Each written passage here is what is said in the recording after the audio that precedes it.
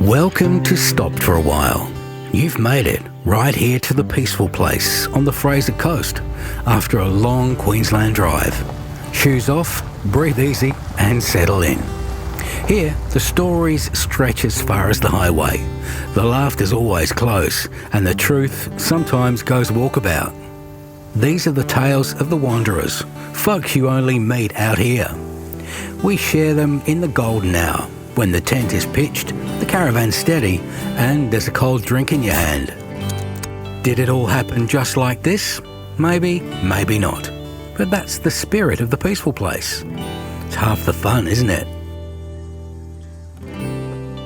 Si retired and I was still working. Yeah. Then I retired and we had this big plan to go off caravanning, and within 2 months of me retiring, Si went back to work full time. Yeah. Now, read of that what you will. Yeah, that's right. A lot of people say, oh yeah, well Sarah's retired 3 months. Two lovebirds and their pair of four-legged legends pulled up for a spell at the peaceful place. If you're after a classic romance, this one's got it all. Plus a couple of waggy tales too. Lisa, her sidekick Saver, might be new in town, but I reckon they know the place better than most locals. Those two rack up more kilometres, 5Ks here, 10Ks there, always sniffing out new routes to take on their walks. Honestly, I get tired just watching them.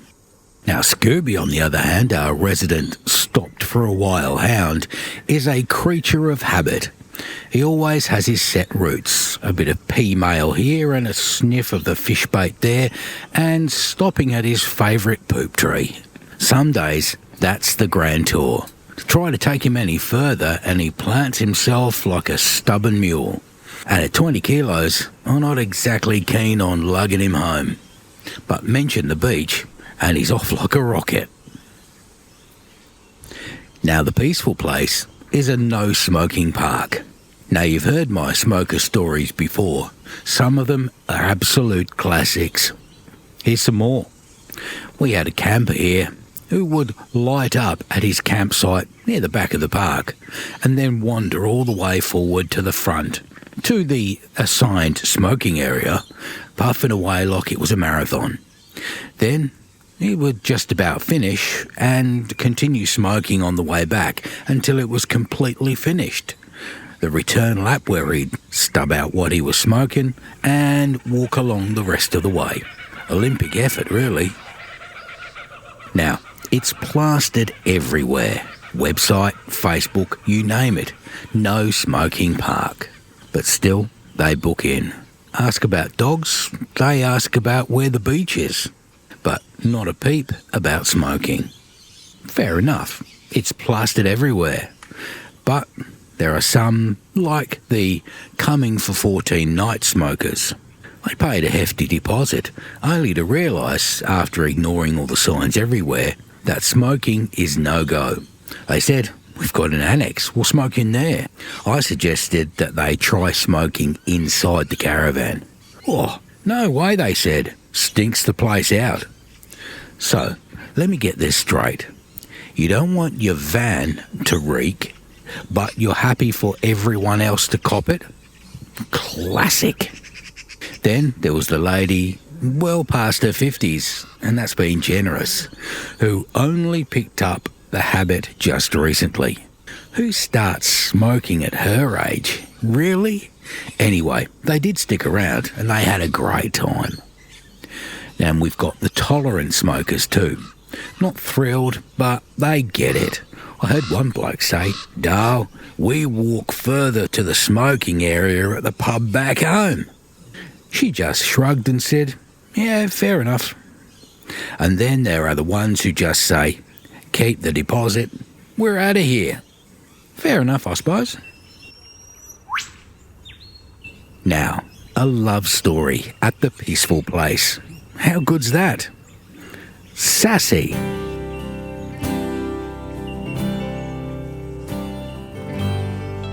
Yeah, we call ourselves Team Sassy. Sassy. Team Sassy. Yeah, because S.A., Sarah. Yeah.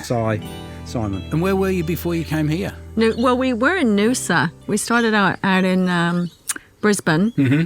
And then we headed up towards, we've been in Scarborough and then Noosa. Mm-hmm. But it rained for 10 days in Noosa. Ah, lovely. So it wasn't a great... Oh, in Landsborough too, yeah. Did it rain in Landsborough too? Yeah, Yeah, poured. it does. That's that belt, isn't it? That Yeah, big yeah. belt through why the forest is all through there. Yeah. The trees. Well, that's exactly right, yeah. Exactly. That's what we were place, but saying. yeah, we weren't very lucky with the weather. Nah, And then you brought it here the last 2 days. that's right. Because I was planning to chat to you guys 2 days ago, and then I mean, it'd be nice underneath here, but Yeah. the noise that creates. Yeah, yeah. Oh, it's a noisy night when it was it? Not last Couple night. nights night ago, before last. yeah. It was a bit noisy, wasn't it? Where are you going from here then? Woodgate. Woodgate Beach, yeah. Okay. Yeah. For how long? We're there again for about 10 days. Yeah. So we're just taking our time as sort of like pootling around. But we're sort of like hanging around the Brisbane area because we've got family, Si's daughter and fiance are coming up to the Gold Coast in a few weeks. So we're going to circle back around and catch up with them for a few days. And then we go to the States to see my family. Yeah. Then when we come back, we're setting out in earnest. We've gone back to square one and then we start off again from Yeah. Brisbane. Call this as a practice run. Yeah, That's it is. right. Yeah, Yeah, exactly. Because we are quite new to it, Barry. Yeah, We are yeah, quite new to Yeah, it. yeah. Been Okay, on our feet. Sarah, where are you from? Originally, I'm from England, Yeah. but I spent 30 years in California. 30? So, yeah, so my Oh, accent's a bit It's mixed. very mixed. Yeah. Very mixed. I pick half of English and then there's a bit of American in there. and Yeah. So whereabouts in England? We're both from Plymouth Okay. in the southwest. I spent some time in Portsmouth and Oh, I yeah. did a lot of holidays in South Cornwall and North Cornwall. Oh, That's where we always yeah. went west. We very rarely went east. Yeah, yeah. Cornwall's gorgeous. Yeah, We love Cornwall. Yeah. And I've yet to get on a longboard in Australia. Oh, yeah. I'm not a surfer by any stretch, but I actually lugged a longboard from the surf shop all the way down to the beach in North Cornwall, just a bit north of Land's End. Oh, wow. That was so many years ago. Did you say north of Penzance? Yeah. Oh, yeah. Yeah, on North Cornwall, yeah, up there, there's a surf beach. There was. Is that where the lizard is? It's Newquay. Newquay's north Cornwall. Newquay, yeah. Newquay's Yeah. very... So what brought you? Did you come to Australia together, or? No. So we got a little bit of a story, actually, which I won't go on for the time, but we dated in our 20s, right? We're in our 60s now, but we dated in our 20s in Plymouth for about a year. But Sarah was a trainee nurse at the time, and she was about 4 hours away. And we used to catch up, every couple of weekends or whatever, but the distance was starting to prove a little bit difficult. And so we sort of drifted apart. No, there's no animosity or anything, but we sort of drifted apart. By mutual consent, we decided to just give it the flick. And then I, shortly after, migrated to Australia. I've been here ever since, probably in my 36th, 37th year now. Sarah, shortly thereafter, migrated to the United States. Back in 2015, I found myself divorced. Sarah was divorced. I reached out to her on Facebook. We became Facebook friends. We rekindled sort of like the friendship. Then we decided to catch up in Plymouth. We caught up in Plymouth and we got back together again. And within 12 months, we got married. Oh, so yeah, all the no, I won't use the F word, the foreplay was done in the UK, and then That's you just right, tied yeah. the knot out here. That's right, Yeah. Well, we were both at a stage where, like, my children are grown and in their careers and what have you. So I was sort of like, okay, well, I'm at a loose end now, and Si's daughter was finishing towards high school, getting into college. So like, okay, now it's back to our time again. So That's right. Sarah, was ever so grateful. She made the big decision to leave the US and come over here.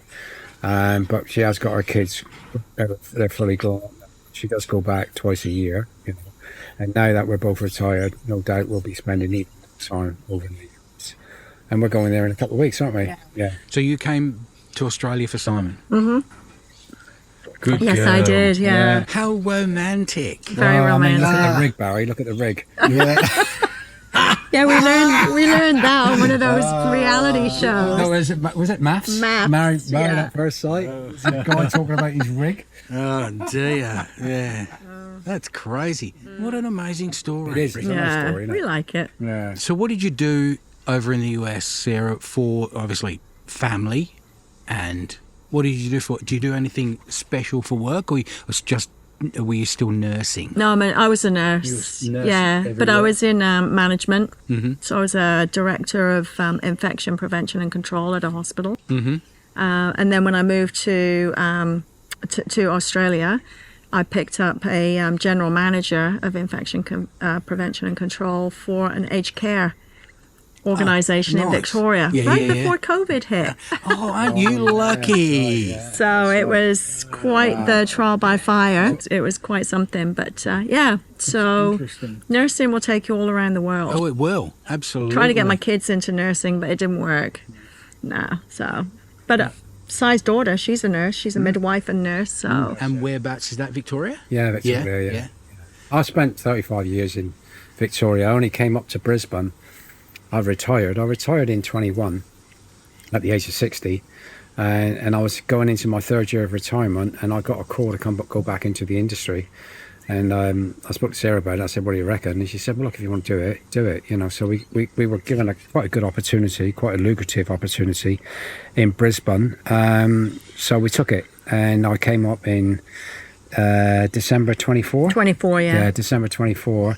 And I was working on a contract at Brisbane Airport as a construction project manager. Okay. That's my I'd like to go there. yeah. So I was there.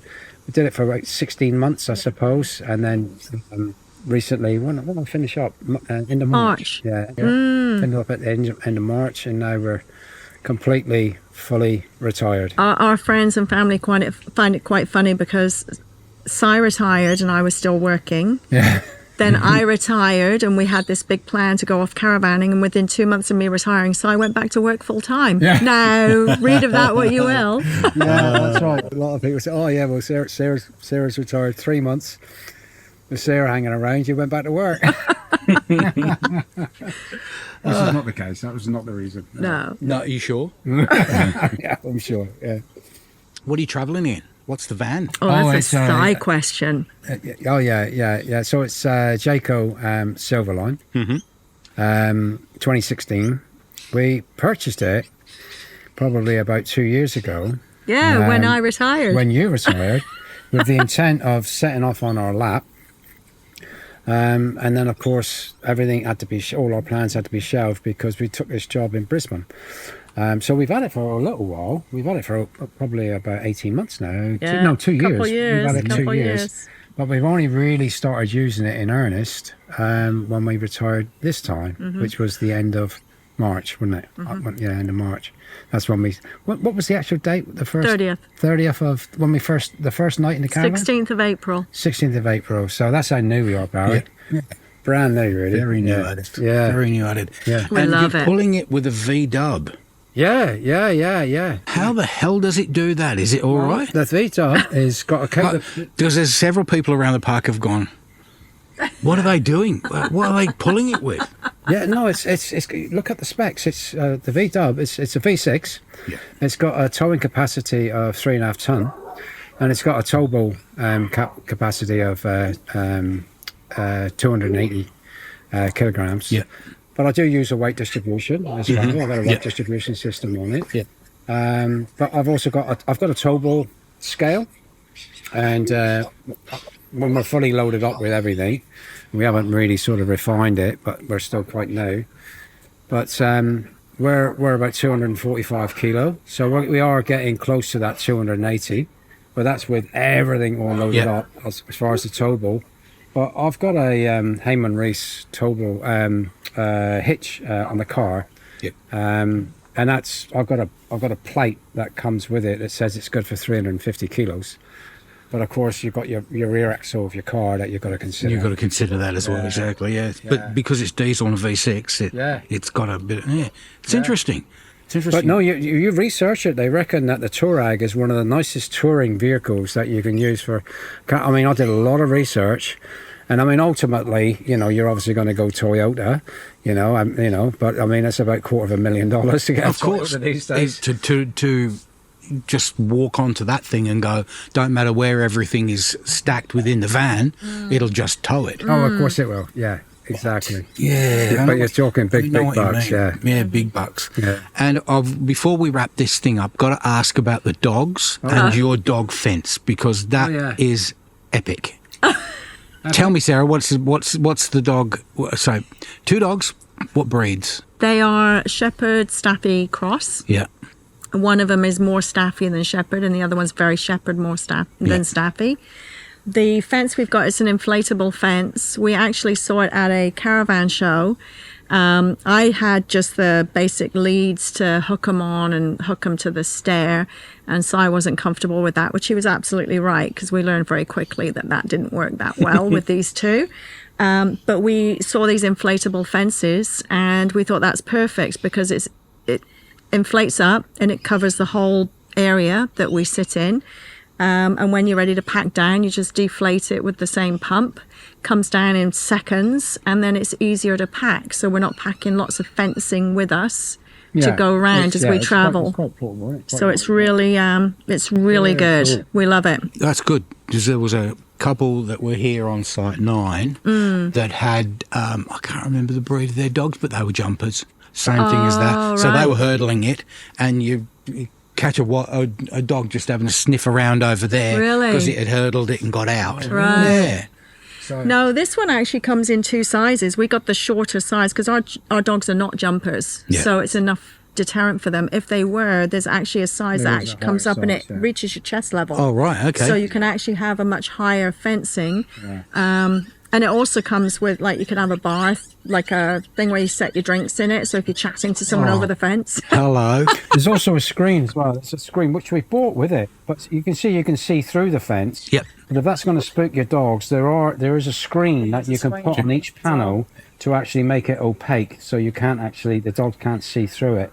But we've never found the need to use that, have we? And one of the parks that we were at, the last park that we were at in Noosa, she asked us where we got it. The person who runs the park, they were looking at investing in 2 or 3 of them, and they're going to rent them out. Of course, what a great idea. It's a what perfect a great idea. Yeah. There you go. Because that was our thing, was like we knew we needed some sort of fencing for the dogs, but what do you want to carry? Do you want to carry this stuff all around with? That's right, exactly. I mean, ours is heavy duty stuff, but it's there semi-permanently. And Scooby's not a jumper either, but at one point we had some. Is Scooby. Awesome. We put some green double thickness shade cloth all the way around it. He could still see through it and still shouted at everything that he needed to shout at. That's what he is. Yeah. Everything's a waggy tail with Scooby. It's nothing grumpy. It's all, hello, come over and say hello. Brilliant. Thank you for coming over and telling us your story. No worries. Appreciate it. Yes, great story. I thought we had a bit of a lacklustre story. No. Thank you so much for You're being very here. welcome. Thanks for taking the time. Sunrise means it's time to pack up. Tents folded, caravans hitched, everyone shuffling along. But for those who stick around the peaceful place, it's time to watch the dust settle and let the stories buzz around as thick as mozzies at happy hour. That peace never lasts long. Sooner or later, a new storyteller rolls in, looking for a comfy spot to stop and spin a yarn. When they stop for a while, their tales become part of ours, just the way we like it. Next time, Lorraine and Mark. Another story of an accidental meeting. Just asked for a cup of coffee. We'll have that story next time. Also, the story of the shower renos in the amenities block. Stopped for a While is brought to you by Macmouth Media, music by Ben Clayton, and thanks to Rob Leffer, the man at Serenity Caravan Park. Like the stories? Subscribe for free so you never miss one. Find us at stopforawhile.com.au or on Instagram. Maybe drop us a line. Now it's time for another cool drink. Thanks for stopping for a while.